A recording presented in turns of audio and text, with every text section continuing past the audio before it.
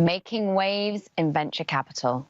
I'm so excited for this conversation, and I want to welcome all of you. I'm Caroline Hyde from Bloomberg TV, and what a joy it is to be now joined by Kathryn Finney, of course, founder and CEO of Genius Guild, general partner at the Greenhouse Fund. It is also a joy to be with Henri Pierre-Jacques, who's managing partner at Harlem Capital, and Pippa Lamb, who's partner at Sweet Capital.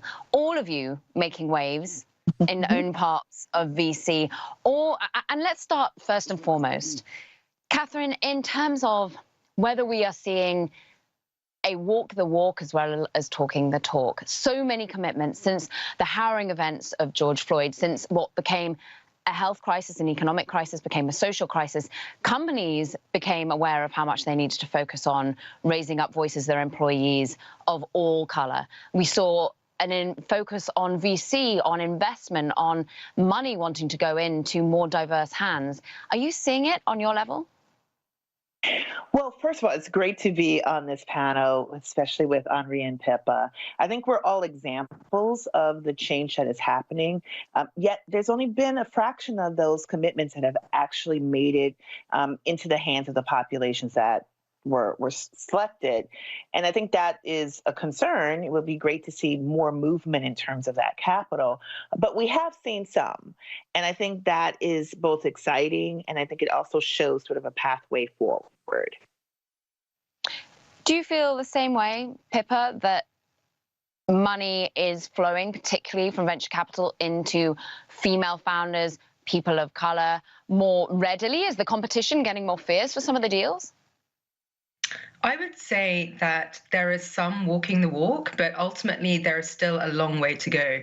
If you look at the venture pie that was created in the last year, we've had almost record numbers of funding across the board, yet the slice that has gone to minority founders, be it people of color or female founders, has actually decreased. So I'm actually still fairly how can I say, constructive on a lot of the changes that still need to be made. And I'd also point out that I think that it's not only the investors that need to commit more to female and minority founders, but it's also the investors, the limited partners, of which only 35% are female at the moment. Harlem Capital has really sort of put a stake in the ground, shown what can be done in terms of building a new type of venture capital. But what about your LPs at the moment, Henri? Are you seeing people knocking on your door, wanting to give more money, wanting to see that purpose put to work into minority entrepreneurs and founders? Yeah, actually, I think the bigger change has come for LPs into funds versus funds into founders. And so I think post George Floyd, and partially why we raised our fund too sooner, because we saw the demand, we saw how many people were reaching out. Like, the question becomes, is it sustainable, right? Is it a moment, or is it kind of a movement? And so I think that's like the bigger question is, yes, a lot of funds, whether it's us or 645 or Mac Capital, have raised $100 million plus funds, which really didn't exist for Black fund managers. 3-4 years ago, there was only a handful. Now there are several, dozen funds that are 100 million plus that are led by Black GPs. The question becomes, when we go and raise fund 3 or others go and raise fund 2, fund 4 in 2-3 years, are those LPs still there, right? I think that's really the question that we have. I think the last 24 or 12 to 24 months, you have seen a pretty significant shift in LP demand for managers of color. And Henri, just remind us of your story. Is it who are the LPs behind, who are coming to want to help you raise your second fund as you did so swiftly? Yeah, so our second fund, we had 17 institutions, 4 corporations. So the 4 corporations were Apple, B of A, Foot Locker, and PayPal. On the institution side, some that are public, our State of Michigan, Weinberg Foundation, and some others. Interesting. And I think the corporate focus must be something, Kathryn, that are you seeing, because what's so interesting about how you're doing things with Genius Guild and the Greenhouse Fund in many ways is sort of a lab, a way that you source the ideas, you help grow it, you get the right entrepreneurs on board, but you're also then helping with the funding. How much is that coming from corporate sort of reverse inquiry to a certain extent? Yeah, in our case, we don't have as many corporate partners. I think the initial reaction to George Floyd was more of a marketing reaction than it was a true development of sort of M&A or even R&D pipeline. It was more of a marketing reaction. Where we see most success is really with institutions, particularly on the foundation side, as well as high net worth individuals, particularly high net worth individuals who are sort of named people in the tech space, who were entrepreneurs themselves, that understood the challenges of developing a corporation or company, particularly a startup at the early stages, was really interested in seeing innovation and diverse ideas come to fruition. And so that's where we've had the most success, is in sort of those folks. The other side of that is because of their success and their experience in developing startups, that means that our founders also have mentorship and connections with people who have actually built companies before. And that's really an invaluable resource for our founders. We invest primarily in Black women founders. There's not as many mentorship opportunities available, particularly from those who have built companies before. So that has become a big, big plus for us.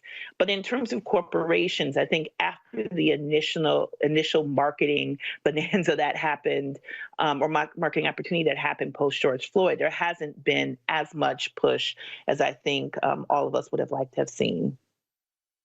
And Kathryn, just digging in on that a little bit, it feels as though, did you feel that marketing push rang hollow in some way? Or do you think that actually that was just the only way companies knew initially how to react, and therefore they are being now more thoughtful longer term? Well, I do think it was kind of the quickest, easiest way to get dollars out. I question the long-term effect of it and the long-term commitment. The challenges that have been created weren't created in a year, and existed long before the George Floyd tragedy. And I think there's a sense of wanting to fix it quickly, but it's going to take a long-term commitment. And so that is where we're kind of waiting to see. Is this as Henri highlighted, is this a moment or is this a movement? And I think in order for us to have the sort of change that is needed, the deep structural change, that this has to be a movement, and that we are waiting to see. And the movement to have a focus not only on people of color, but also female founders, that movement, dare we call it that, has been was sort of kickstarted by the Me Too movement that predates, of course, the atrocity that occurred with George Floyd in the year 2020, Pippa. And I'm interested as to whether or not how much the female founders you go to want to be part of that movement. Do they want to accept money, for example, that is tailored for female founders, or people of color, founders of color, wanting money that is tailored for them, or are they wanting to just they don't want to even be labeled that? How are you finding, how receptive are founders to money that seems to in some way be targeted at them? Ultimately, I think it really depends on the founder. I think certainly the founders that I work with who are female or people of color don't necessarily define themselves by purely that. I think that they see themselves as entrepreneurs who are pursuing a problem and solving a problem in a way that is, sets them apart from other founders that they are competing with. And so ultimately, I don't know that they would define the capital per se as being sort of minority capital, but at the same time, I think, my female founders, my founders of people of color, are very receptive, of course, to investors that are clearly aware that we need to level the playing field. And I would say, in my experience, some of the founders that I've worked with, though they're not defined perhaps as, call it a female founder, they are certainly tapping into problems that represent huge market opportunities that I would say are representative of the problems that they've faced personally. Now, if we look at our own backgrounds, we're so often inspired and motivated by problems we faced ourselves. Now, take Michelle Kennedy, who is the founder of Peanut, a social network for women going through different life stages. Would that same business have been created by a male? I don't know. She's creating a safe space for people to talk about menopause, for people to talk about fertility. So while she's not defining herself as a female founder, I think certainly as an investor, we're able to tap into opportunities that founders, be it from a minority background, are identifying and solving real problems for. And I think that's a really exciting opportunity, be it at the investor or the founder level. And just to hop in briefly, please. because I think, we got this question pretty often from LPs as well. And I think it's frustrating as a diverse GP or a diverse founder, because ultimately white founders do not get this question, right? And so the majority of VC dollars are white men investing in white men. And so the fact that minority founders have to even question, can they get dollars from minority people, but white founders don't have to answer this question, I think it just puts a really bad onus on it. And so, we always say like, hey, there are a lot of minorities who don't want dollars from, minority focused funds, and like, that's fine. But the founders who take it, like, they're not getting it for, charity. We see 3,000 deals a year. We invest in 12 to 15 companies, every year. It's like we have a ton of deal flow. But I think it's just like, it's always this minority question that like the majority group never gets. And it kind of goes to the deeper questions of affirmative action and other topics. But it's like, these things aren't happening for the majority groups, although that's like where most of the dollars are going to. And can I just piggyback on Henri and Pippa? I think one of the things that's been most interesting for me, I often say my occupation is venture capital, but my vocation is entrepreneurship. Founded a number of different things that have been successful. And one of the things I always find so ironic from potential LPs is this question of deal flow. I get asked all the time, well, what's your deal flow? Do you have enough deal flow? And I often say for diverse general partners, deal flow is not our challenge. We have a lot of deals. We have too many deals, in fact. And it's usually because of our experience and our abilities to see things that, frankly, more traditional white male general partners cannot see. They cannot actually see the opportunities for a variety of reasons. And so I always found that really ironic that it would be these deal flow questions. Like, that's not our challenge. The challenge is really getting the capital needed to be able to invest, to make sure that there are other diverse GPs, or at least GPs who also see the opportunities, if they're not diverse, to have as co-investors as well. And that's been more of the challenge and not a deal flow problem at all. Yeah, and briefly to that point, we had a panel a couple of weeks ago, 4 Black GPs, $500 million of AUM. We did about 250 deals across the 4 funds. There was one co-investment across those 4 funds, right? So I think people think that we're competing against each other, and how there's not enough, how are you going to win the deals? And it's like we had 1 out of 250 companies that overlapped between the 4 funds. Yeah. And so who else is coming in on the deals that you are backing, Henri? Are you finding that people are sitting up and paying attention to the problems that need solving that perhaps they hadn't been aware of previously? I mean, it's definitely more competitive now, for sure. We're seeing way more tier ones than Andreessen's and other funds in the world now. But I would say, broadly, we don't see a lot of the main funds that the press covers, right? The reality is NEA, for instance, has 2 Black founders, and there are 400 companies, right? Sequoia, I think, has 1 Black founder globally across all their funds. So, we're not really competing with a lot of the tier 1 funds. People are obviously trying to change. Maybe they make 1 investment, 2 investments, but that's not competition for us that we see.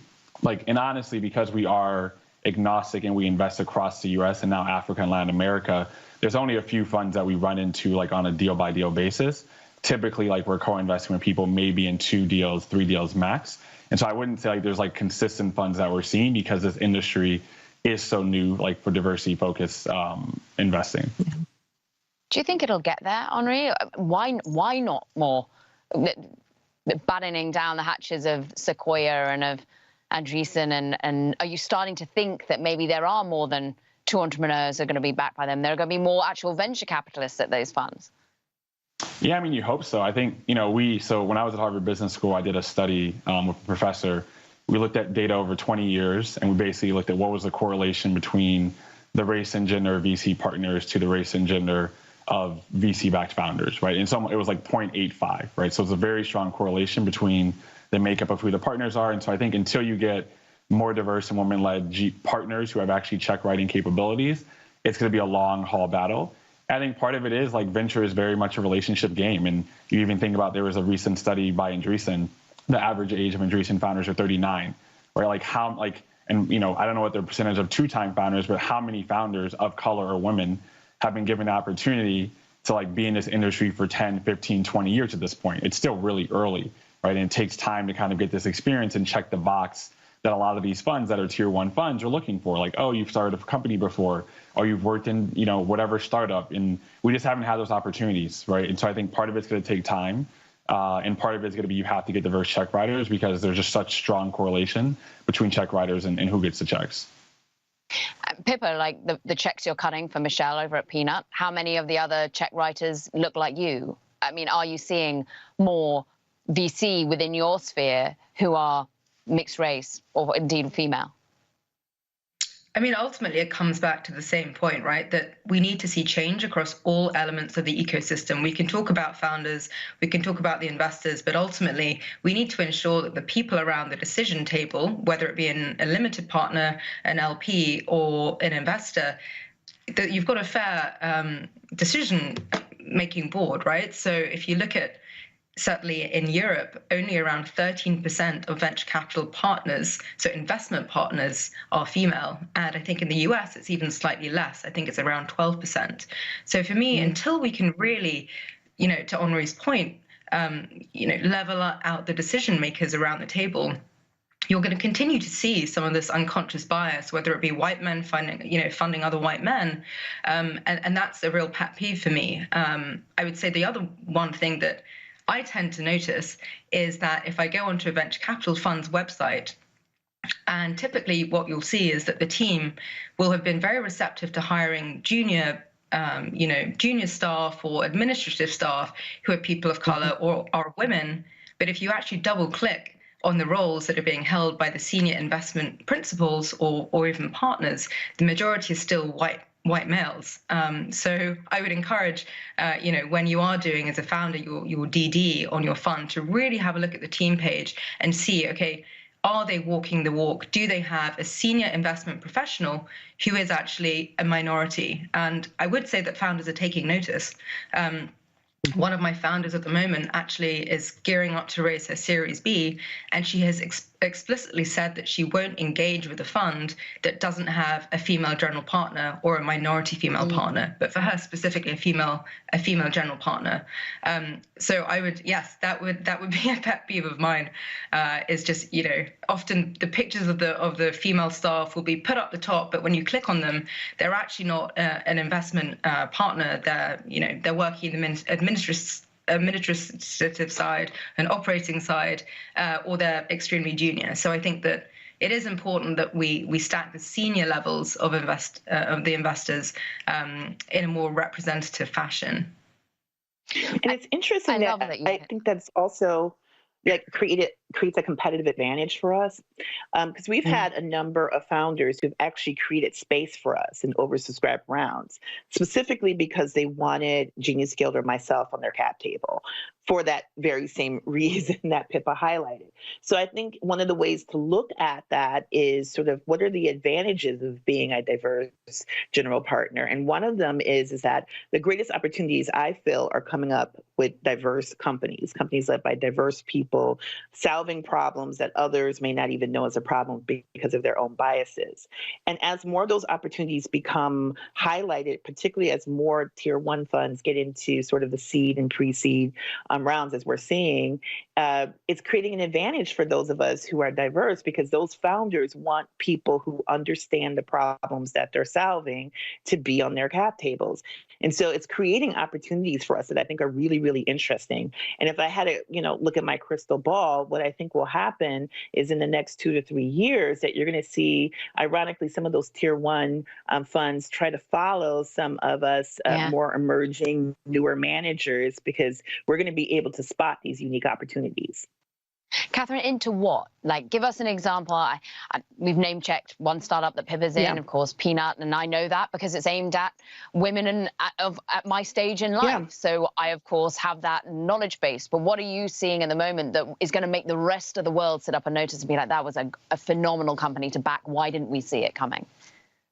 Well, I think of one of our companies, Health and Henri, which is a company that's kind of like Black WebMD for Black women. That is a particular challenge in the healthcare industry in the United States, and a lot of pharmaceuticals are actually investing quite a bit of money trying to solve this problem. This company is already having to turn down its closest seed round. It's not even thinking about raising a Series A yet because it doesn't have to. And so I think that's a perfect example. Another company that we've invested in is doing plant-based hair weaves, which is something that's used across ethnic backgrounds by women of all races. And that's a technology that they're doing that a lot of people are actually quite interested in. But that's an opportunity that many people saw as a problem at the beginning. So I think it's things like that that we'll start seeing more people wanting to get into deals, particularly the tier ones. Henri, are you seeing, what are the entrepreneurs that you're backing needing from you right now? How is it a question of the next stage of funding round that they're looking for? Obviously, is it the entrepreneurial guidance, mentorship? What is it that at the moment you're seeing for the companies that you think are going to get to that next level to really scale and to start seeing those, dare we say, tier one VCs get FOMO, basically? Yeah, I mean, our goal is to get you from high school to college, right? Like, get to the Series A, graduate you get a new adult, and you have somebody else. So ultimately for us, like, it's about, can we help you close your round faster?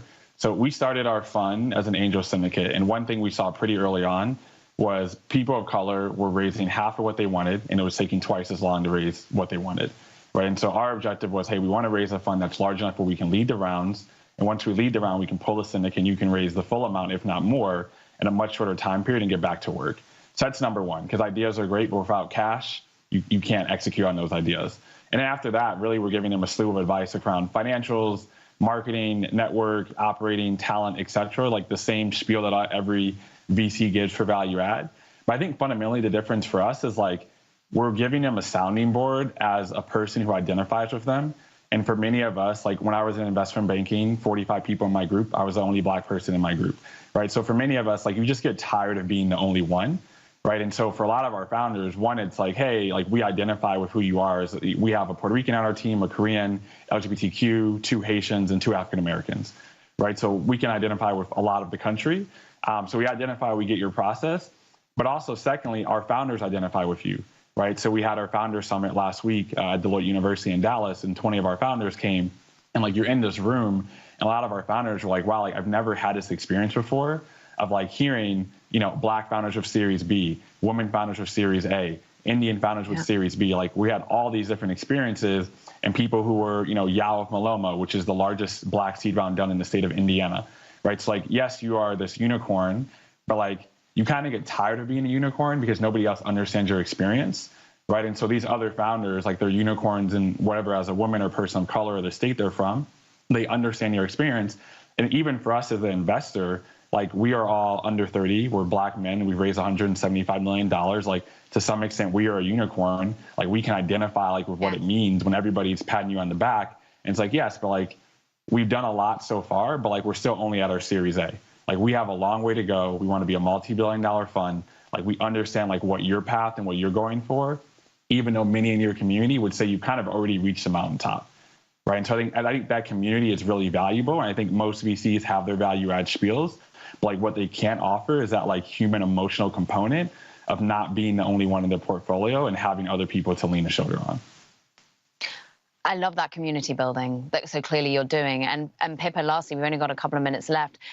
The community building that you're seeing and the talent that you're welcoming into it, where are we seeing diverse founders coming from at the moment? Are they older? Are they younger? Are they coming out of academia? Are they coming out of corporates? Are they from within capital cities such as London? You managing to find them in Edinburgh and Manchester, outside of Europe? What is there any rule of thumb that you're seeing, or is really it come one, come all from a very wide base?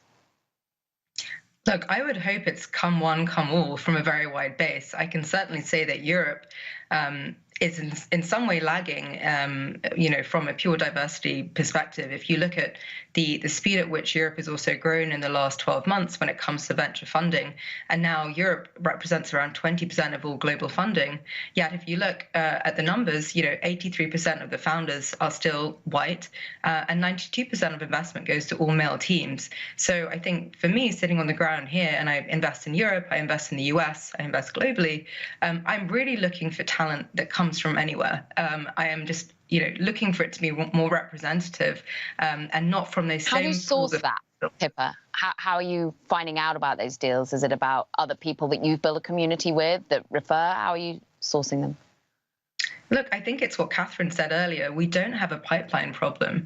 And the fact that the majority of investments that I've done personally are technically minority founders hasn't been because I've put it out there that I am only interested in backing in minority founders. I think that it goes to, what Kathryn said, that we have not got a pipeline problem, and the fact that Henri said that, the scale at which that he's invested and the lack of co-investments across the funds that are targeting those founders is such that, the founders are out there, and it's simply the same way that you could say a non-minority founder would reach out to us. Perhaps I'm more receptive to the pitches, or perhaps, like with the example of Peanut, the problem that she's solving resonated with me as a female investor, but I certainly don't think it's it's an outreach problem. I'm certainly getting, I always say my DMs are open. I get pitches, whether it be through Twitter, LinkedIn, and for me, I'm always interested in following up regardless of where they come from. That isn't really the focus for me when I'm diligencing that very first sense of, do I want to speak to this founder or not? So certainly not a pipeline problem for me. I know we're over, but brief data, we just did this analysis. We have 39 founders. Average age is 32, ranging from 22 to 52. They've gone to 31 universities, with actually the number one being no college, which was 4 of our founders. So like a wide variety, and this is across 12 cities. And so a wide variety for our founders.